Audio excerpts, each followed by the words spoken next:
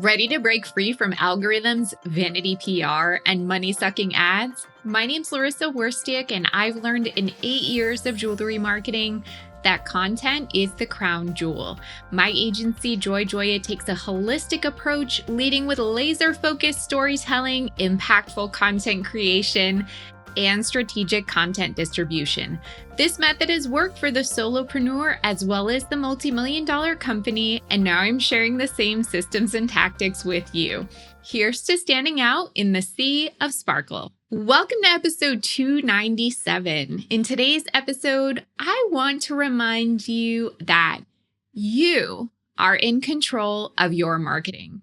This message was inspired by a recent Instagram post I saw that was highlighting some common frustrations faced by jewelry business owners. Things like customers complaining about your quote-unquote high prices, retailers operating only on a consignment basis, algorithms limiting your reach, influencers asking for freebies.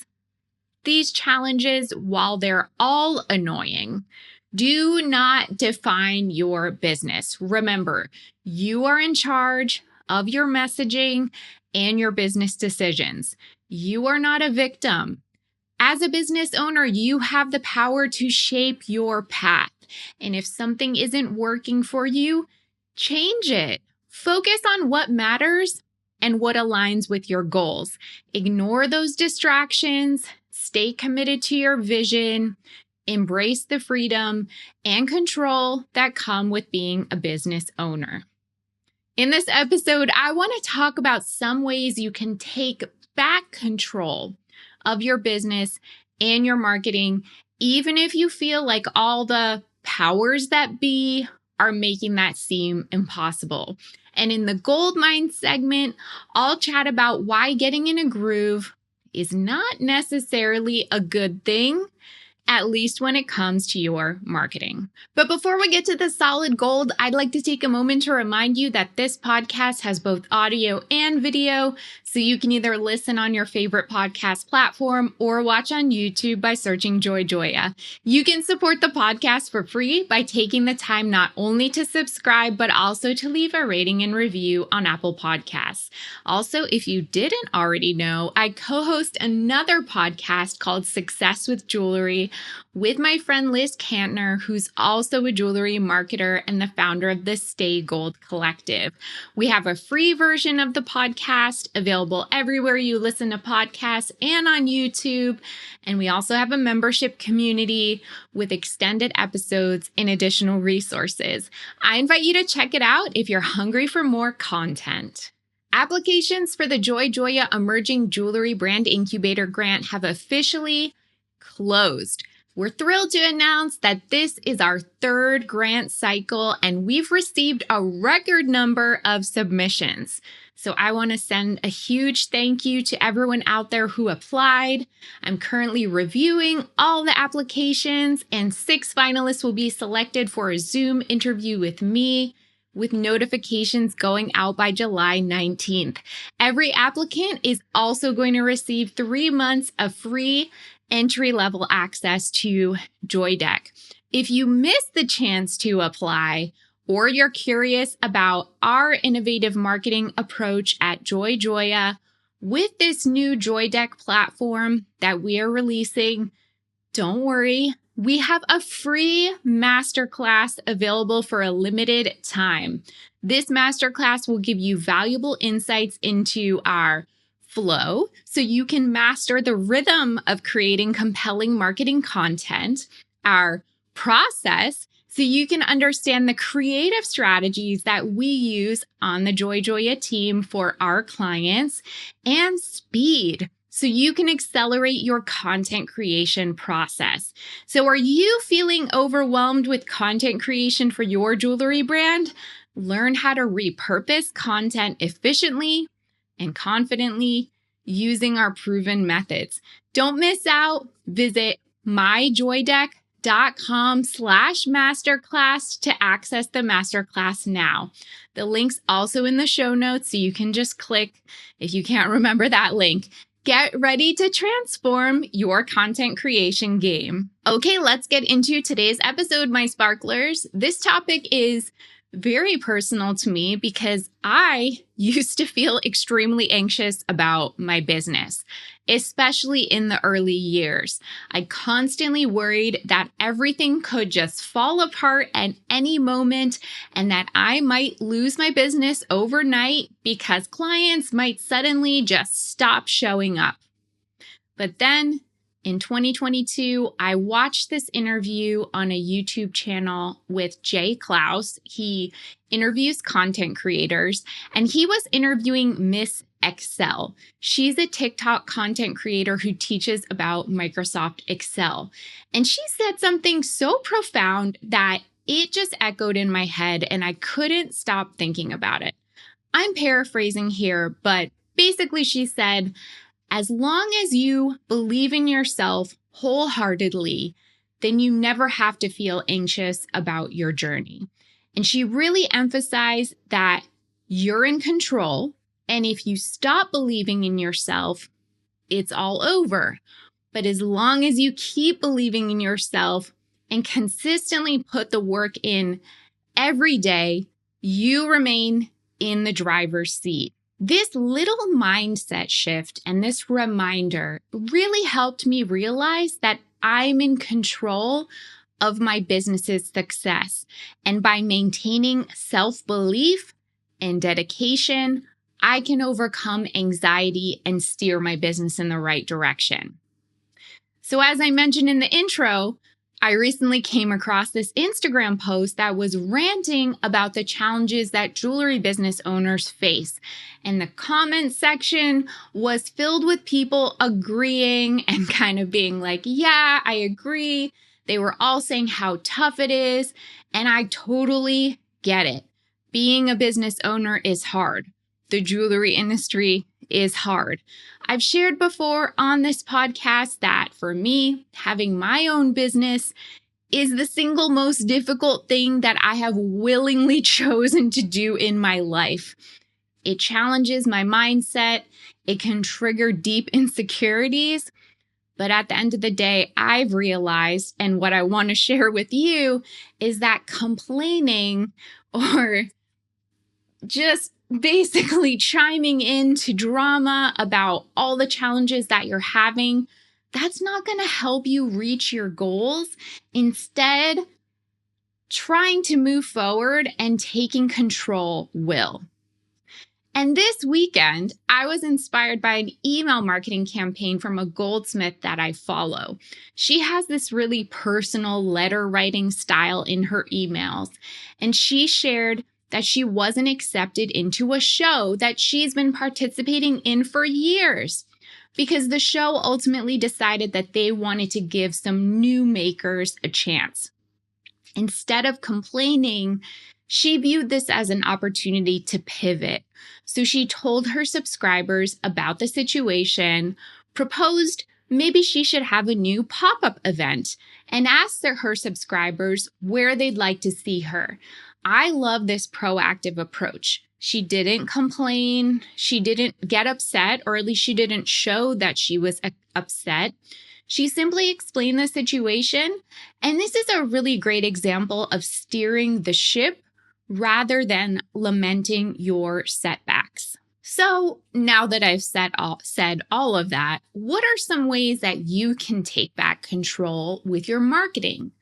1, I want you to really get more personal with your audience, even to the point that you're reaching out to them one-on-one. Maybe you send personalized thank you notes or emails to customers after they make a purchase, especially those VIP customers who come back again and again. Mail them a unique postcard a couple times a year with a photo of your jewelry on the front.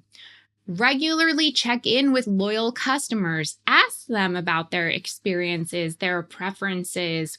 What do they want to see more of? Ask for that direct feedback on new designs or collections. That not only helps you, but it really makes them feel valued and involved. Offer exclusive previews or early access to new collections for those top customers. And remember to celebrate customer birthdays, anniversaries, or other special occasions with personalized messages and offers. Number two, this one I think is really important because a major way that jewelry business owners feel out of control these days is anything related to social media algorithms.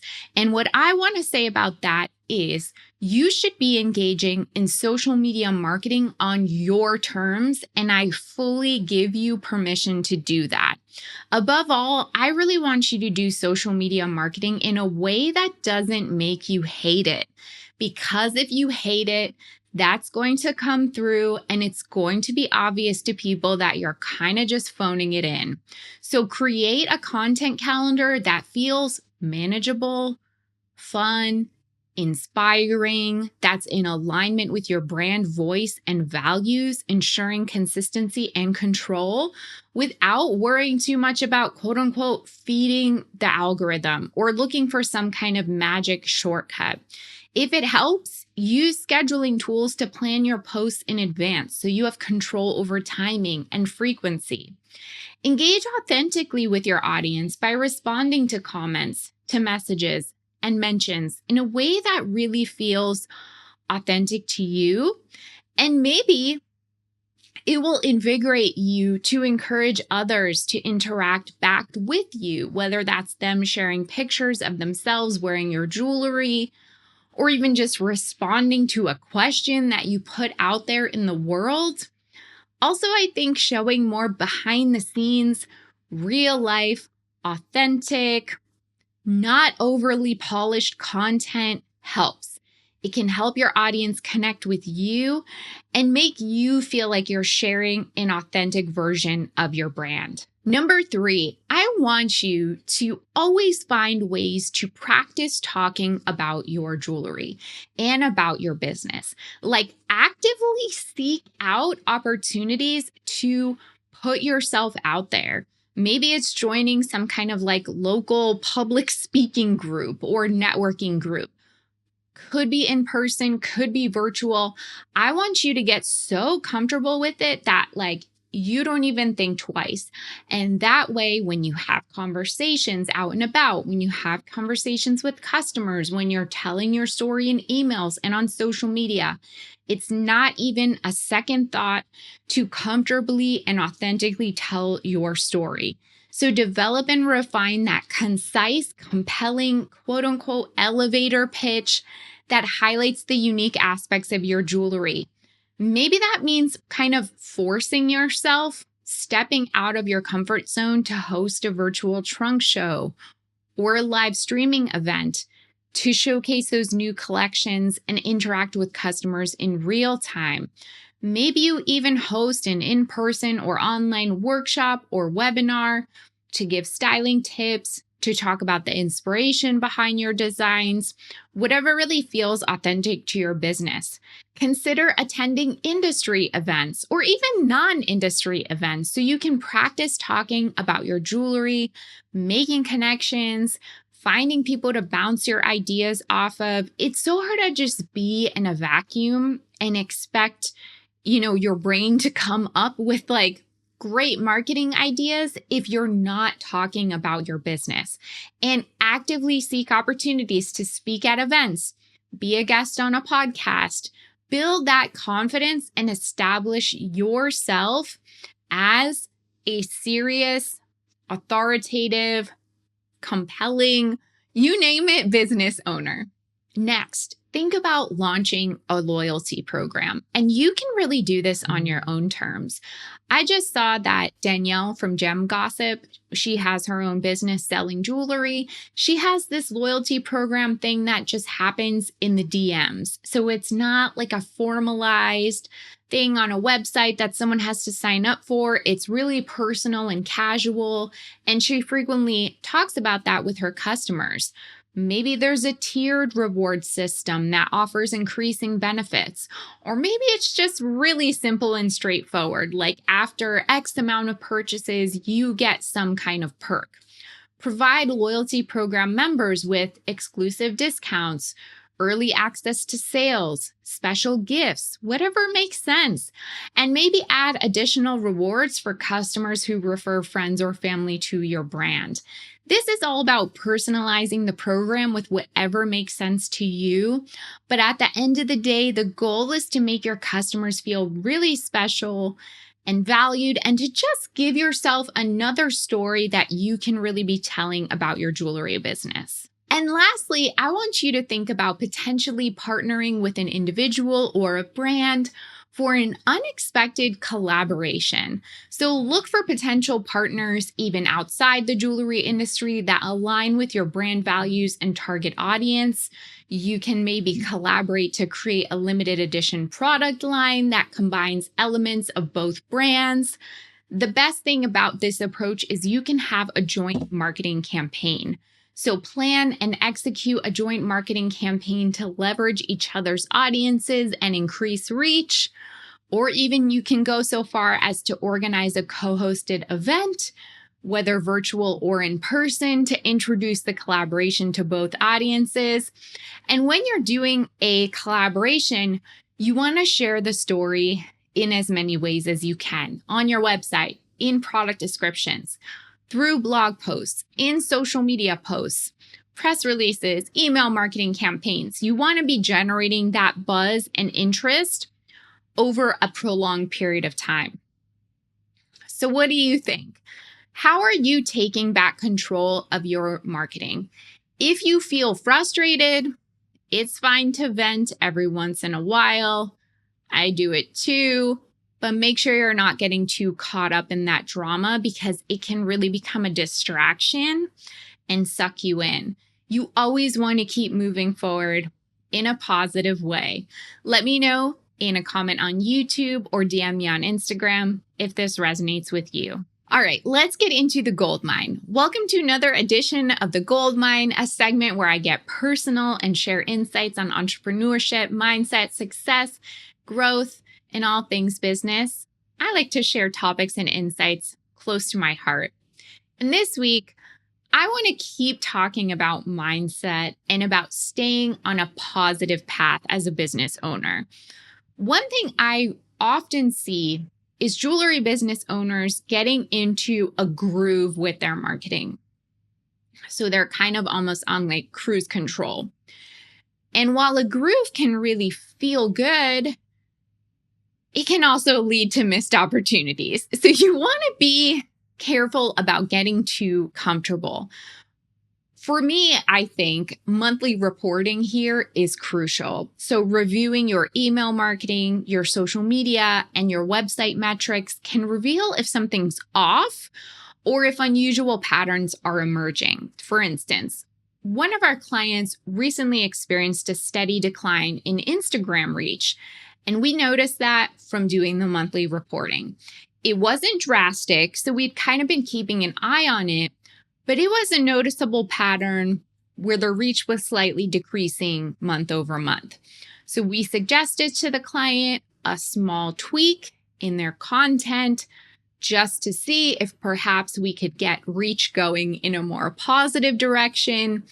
And the client really said, "Oh, good catch. I kind of forgot about doing that on Instagram because I was so in the flow of how I usually do my Instagram posts." So the client is now aware that they were kind of getting a little bit too comfortable and in a groove. And we saw a pattern of decline. And the client's now adjusting the strategy. And then we'll just keep monitoring the impact to see if shaking up this groove will make a difference. And that's like really all of what marketing's about. Noticing things, making changes, continuing to notice things, making changes, and responding. It's really easy to get caught up in daily routines and forget that there are sometimes other ways to do things. Relying solely on old habits can cause your marketing efforts to stagnate. And it's really important to regularly assess and adjust your strategies to ensure they still align with your goals. So what have you been doing for way too long that needs a refresh? Now's the perfect time to try something new, especially now that it's summer and we still have a little bit of time before we need to start preparing for the holiday season. Let me know in an Instagram DM or YouTube comment. I'd love to hear your thoughts. Did you have any questions about today's episode? You can always email me Larissa, that's LARYSSA @joyjoya.com. If you love this podcast, please share it with a friend who'd appreciate it. And don't forget to subscribe as well as leave a review on Apple Podcasts. If you're completely new to digital marketing, then you'll want to purchase and read a copy of my book, Jewelry Marketing Joy. Visit joyjoya.com/book for more information.